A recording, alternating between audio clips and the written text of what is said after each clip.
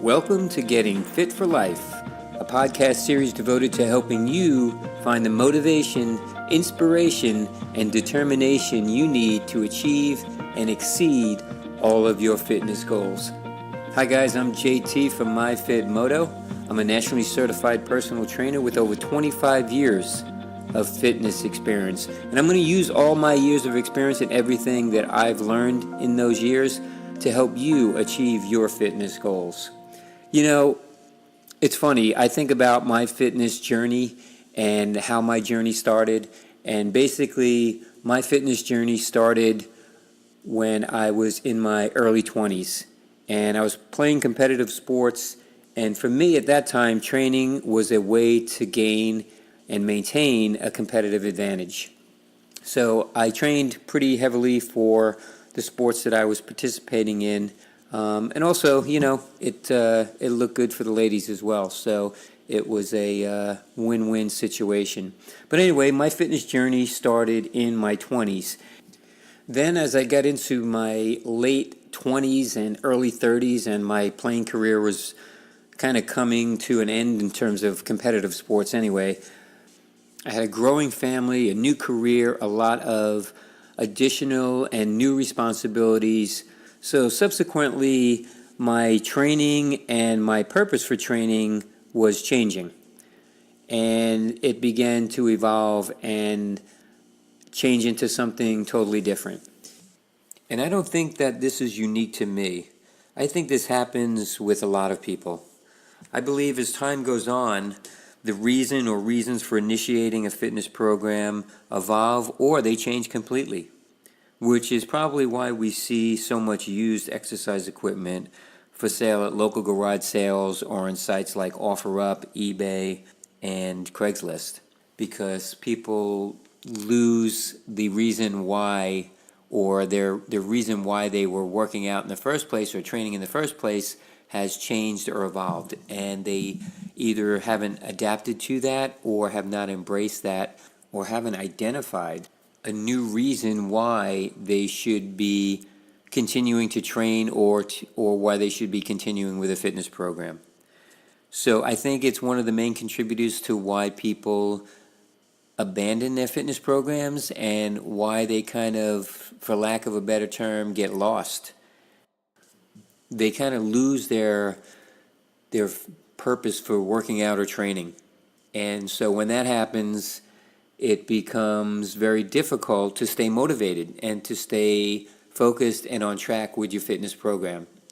So that's what this episode is going to address. It's going to address finding your fitness why. Maybe that's changed for you. Maybe it's evolved. So we're going to try to address that and help you rediscover your reason and your purpose for continuing your fitness program. I'm going to try to help you find your fitness why. So I think most people are savvy enough to understand that starting and maintaining a fitness program is a challenge that requires focus, it requires fortitude, commitment, dedication, some planning, and a considerable amount of your time and effort, right? So I think that said, there are many people that once they get to a certain point, question if it's all worth it, right? They question whether that time and effort, that planning, that dedication, that commitment, the fortitude, the focus, all of that is worth what they're getting out of their fitness program. Well, in order to understand what you get out of a fitness program, it's really important to understand why you're getting into it in the first place. Like, what is your motivation? What is your initial motivation? And then if you've satisfied that initial motivation or you've achieved that, then what's next? How do you continue? How do you keep that motivation so that you can maintain a long-term fitness program? Because that's where the real success comes from. That's where the real benefit comes from. It's not about working out for 2 or 3 months or 6 months or even a year. It's really about the ability to maintain a long-term fitness program. I talk about that all the time. To me, that's the definition of true fitness. The true fitness is the ability to maintain a long-term sustainable fitness program that integrates seamlessly into your life. So, again, there are many challenges with that. One of the main challenges for many people is understanding or reshaping, if you will, their fitness why. I've been a fitness advocate for the past 25 plus years. But like so many other people, I went through a period where I struggled to find my fitness why. My fitness journey, like I said earlier, started in my 20s. I had a specific reason to start my fitness journey and a specific motivation behind it. That changed in my late 20s and 30s with other responsibilities that came along, other time demands and so forth. That changed. So my fitness motivation changed as well, and my fitness why. So because of that, I had to kind of redefine my reason for fitness, my reason to continue the journey. Now, I'm not saying my workouts and everything were going to be exactly the same, but I still needed to have a purpose. I still needed to have a reason why I was continuing with my fitness program. Because like I said, there's a lot of time and effort that's required to maintain a fitness program and to maintain one that's going to get you results on a consistent basis. So for me, it became less about the physical aspect of fitness. It became less about the specific results and more about an ability for me to immerse myself in a training program. It became kind of an escape for me from the responsibilities and pressures that I had with a new career, family, and so forth. It really became almost like my therapy session, where I could immerse myself in my training and really kind of just get away from it all for a little bit. And I did that during my corporate career, and that's where I challenged myself to continue to progress. So my fitness why became about kind of maintaining some stability between the stresses that I had in my career and family responsibilities with the ability to kind of just step away from it all for a little bit of time and escape into my training. That became my fitness why. The ability to get away from it all and release a lot of my anxiety or stress, well, that became my fitness motivation. That was essentially my main purpose for training. Once I realized I wanted to continue with my fitness program, I went out and purchased a very expensive home gym. I mean, this thing had all the bells and whistles. That had everything you could possibly want to get a full body workout. And it wasn't, it was a pretty comprehensive piece of equipment. It took up quite a bit of space. And it was in my home, and I can tell you in the 5+ years that I had it, it collected more dust than sweat. And the reason for that is because there was a deeper reason for my workouts. It wasn't about necessarily just training, but it was about kind of getting away from it all, if you will. So when I was working out at home, those distractions, those things that surrounded me on a regular basis were still there. Like, I could be in the middle of a workout and one of my children would come in, or the phone would ring and somebody would be asking for me, or whatever it was. So it wasn't a dedicated, it wasn't an opportunity to kind of immerse myself fully in my workout or my training. There was a lot of distractions. So for my original fitness goal, which was simply, to kind of train for sports and to improve my physique, look and feel better, my motivation gradually evolved into a more psychological and mental element to it. It became, like I said, a stress reliever and a time to decompress for me. Eventually, I found comfort in the solitude of my corporate gym. That's where I would go after work. I went right from work. I'd go there, and I trained for anywhere from 60 to 90 minutes. And it was great because I was kind of, oftentimes, there was maybe 1 or 2 other people in there at that time. And so it was a great opportunity for me to continue to maintain a fitness program, and it also gave me the additional benefit of getting away from my day-to-day routine and immerse myself in something that I really enjoyed. And like I said, that became my fitness why. And then in the years that followed, I became more immersed in fitness. I focused on both the physical and mental benefits of exercise. I learned about kinesiology, exercise science, the nutritional part of fitness, and how to train and eat so I could maximize my training results. So now, as a fitness professional and certified personal trainer, one of the first questions I ask a potential client is, what motivates you, or what's your motivation to improve your current level of fitness? And I can tell you, I get a lot of different responses. For example, I want to lose a few extra pounds. I want to look and feel better about myself. That's a common one. Or they're more specific sometimes, like I want to run a 5K. I want to look good for my wedding. I feel unhealthy and out of shape. That's a general one as well. It's funny, some people have told me I can't stand the way I look in the mirror. And then there's just some that they just want to live a healthier life. They come to the realization that investing in fitness is a smart investment, and they want to live healthier. So those are some of the many different responses I get from prospective clients. And what I do is I use those responses as part of my initial interview and my assessment to try and understand each person's fitness why. Because one of my primary objectives is to gauge a prospective client's readiness to participate in a structured fitness routine.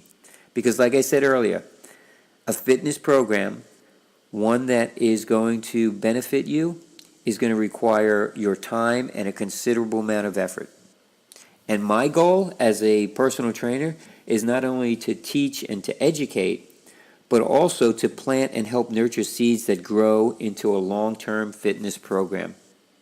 But in order for me to do that, and for those seeds to take hold and to take root, there needs to be some preparation. Some preparation is required. And then, when those conditions are right, those seeds will flourish and they will continue to grow, and people will benefit in the long run. So what that means is my goal as a fitness professional is to help each client understand and nurture their fitness why. So eventually, they can become their own personal trainer, because then they'll be motivated and equipped with the skills and the knowledge required to successfully maintain a long-term fitness journey. And again, that's my ultimate goal. And really, it should be the goal of every trainer. But I can tell you, for me personally, it takes more than a yes, I'm ready to convince me that someone is prepared to commit their time and effort to a potential long-term fitness journey. Because I've seen so many well-intended fitness plans derail due to a lack of preparation, a lack of results, poor planning, poor nutrition, and misguided expectations. And due to the lack of a clearly defined fitness why. Because sometimes those fitness whys are short-term. For example, like I said earlier, run a 5K. Okay, so what happens after you've run that 5K? Let's say you kick ass in the 5K, that's it, you've reached that goal. So then what? Is it another race? Is it another, what's the ongoing purpose for your fitness program? Because we should all have short, intermediate, and long-term fitness goals. But in order to do that, you need to define why you're initiating and why you're continuing with your fitness program. So just trust me when I tell you, I understand the challenges that many people face starting and maintaining a regular fitness routine. How do I know? Because I've literally run in your sneakers. I juggled a career, family responsibilities, coaching, social activities, participation in sports, with a desire to remain relatively healthy really a majority of my adult life. So I know it's not easy to squeeze fitness into your already cramped life. I know that, trust me. I know it's not easy, especially when you have so many other things going on. So let me propose 2 things you should consider before you start your fitness program. First, if you think of fitness as an option, right? Something that you can do in your spare time and, just kind of dabble in, I can tell you, you will never find enough time to consistently maintain a regular exercise routine. And I tell you that from experience of people I've worked with and people I've mentored and people that I have encountered throughout the fitness community. Because there will always be other more important, more pressing things to do, like working overtime, socializing with friends, home repairs, family responsibilities, even binge watching Netflix shows. I mean, the list is endless. There's going to be tons of other things that you will choose to do rather than your fitness program if it's not something that is a priority in your life, right? Because we prioritize all the time. Because our time our time is limited. And as you get older, you understand that, time becomes even a greater commodity. So you get my point. In order for fitness to become a priority in your life, it has to be an important part of how you live your life. I'm going to say it again. In order for fitness to become a priority in your life, it has to be an important part of how you live your life. Because true fitness is a lifestyle. It's not an occasional option. I know it's easier said than done, but trust me, it can be done. And identifying your fitness why will definitely help. For me, fitness became an essential part of living healthy while still managing my personal and professional responsibilities. Now, if you need more specifics on how to maintain a consistent fitness program, check out our other podcasts on the 8 ways to keep your fitness program on track. So the second thing I want to talk about, and the second thing you should consider before you start your program is, what are my fitness expectations? I see so many people struggle with this question, especially people who are just starting a fitness journey. Because I can tell you, unrealistic expectations for a fitness program, I can tell you, it's like dropping a 25-pound kettlebell on a glass coffee table. Boom, it's going to shatter in 100 different pieces, right? It's going to be unrecognizable. And, it's often a death knell for an entire fitness program. If you cannot clearly define your expectations or have realistic expectations, you're never going to be able to maintain a consistent fitness program. Again, I speak from experience. I've seen it. I've experienced it with clients and with people that I encounter on a regular basis.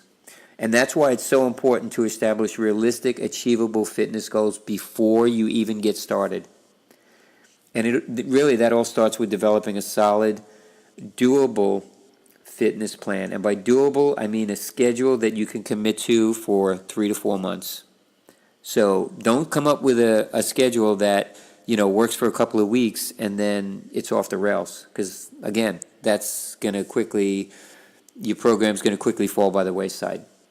Now, a personal trainer can be a great resource to help you establish and maintain such a fitness plan. Because what they do is help you keep your program on track, especially early, which is when your program is most vulnerable to collapse. Hiring a trainer for 2 to 3 months, even 6 months, is a good investment if you're unsure if you can maintain a consistent routine. The other thing I want to talk about is results. Now, we all know that achieving results from your fitness program is a great motivator, right? I mean, it doesn't take a PhD to understand why positive results are such a powerful motivator when it comes to fitness. After all, that's why we all start a fitness program. Everyone wants to see positive results from their fitness efforts. Now, I can tell you from my experience, the best way to ensure positive results is to establish a solid fitness plan. One that includes proper nutrition and consistent exercise that can stand the test of time, like I mentioned earlier. At least 3 to 6 months. But unfortunately, I see so many people who begin their program without even not even a basic fitness plan. Yeah, they spend some time on the treadmill, they pick up a few weights, they bounce around a few machines, and that's it.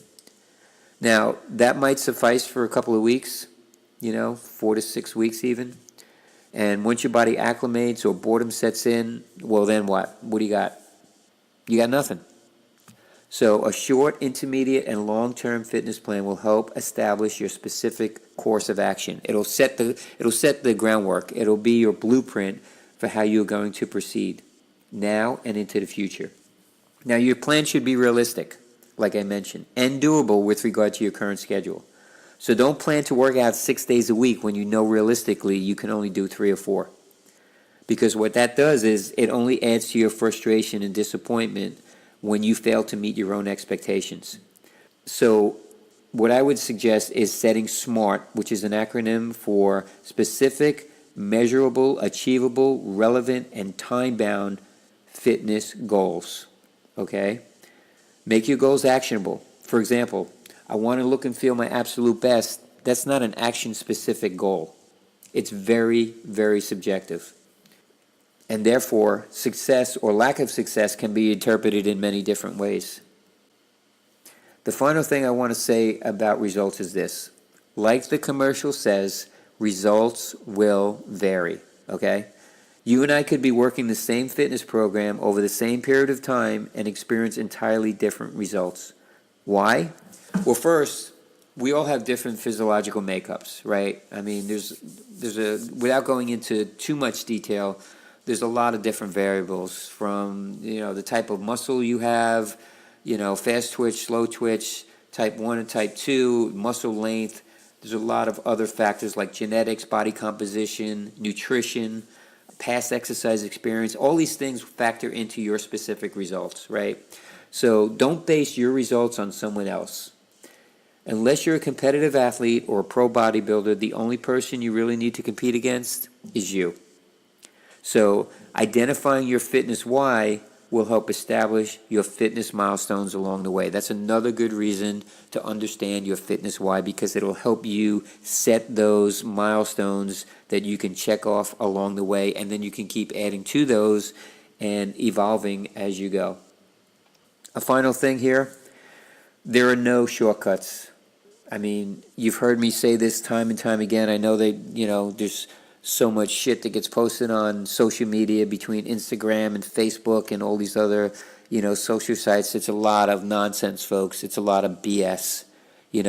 Things don't happen overnight. I can tell you, if there was shortcuts to fitness, to getting in shape, to achieving long-term consistent results, I would have been using them a long time ago. Like I said, I've been doing this for 25 plus years, and yes, there's more efficient ways and different ways to do things, but there are no shortcuts. There are no shortcuts, at least from a healthy perspective. I've been personally involved in fitness for over 25 years. I know what is required to achieve true fitness, which is a long-term, sustainable fitness program. Like I said, maintaining a consistent fitness program and achieving the results you want, it's about focus, fortitude, commitment, dedication, planning, time, and effort is required on a consistent basis. And that's, like I said, despite all the social media claims and all the slick marketing campaigns to the contrary, there are no shortcuts for committing your time and effort to a fitness program. I get it, I really do. We all lead busy lives, and in many cases, time is our most precious commodity. So we're all looking for the quickest, sometimes easiest way to achieve results. But spending your time and energy to improve your future health, trust me, it's a great investment. It's a great investment. Think of it this way. Fitness is an investment that guarantees a positive return on your investment. Okay, just think about that. Think about, all these people that invest in the stock market or they invest in different things, they're trying to secure their financial future. Well, there's no such thing as a guarantee when it comes to financial investing. But when it comes to fitness, there is a guarantee that if you invest in a long-term, consistent fitness program, you are guaranteed to get a return on your investment. So, in closing, I just want to say that most everything we choose to do has a reason and a purpose. And finding your fitness why might just be what you need to kickstart or even continue your fitness program. Well, that concludes this episode. I'm JT from MyFitMoto. I hope you found this information helpful. I'll continue to share my insights and experiences with you to help you achieve and exceed your fitness goals. Thanks again for listening. Please check out our other podcasts or subscribe to our podcast channel. If you have any questions, you can contact me at johnmyfitmoto@gmail.com or through our website, myfitmoto.com, or via our Instagram or Facebook pages. And remember, regardless of whether you're just starting or continuing with your fitness journey, just keep moving so you can get fit for life.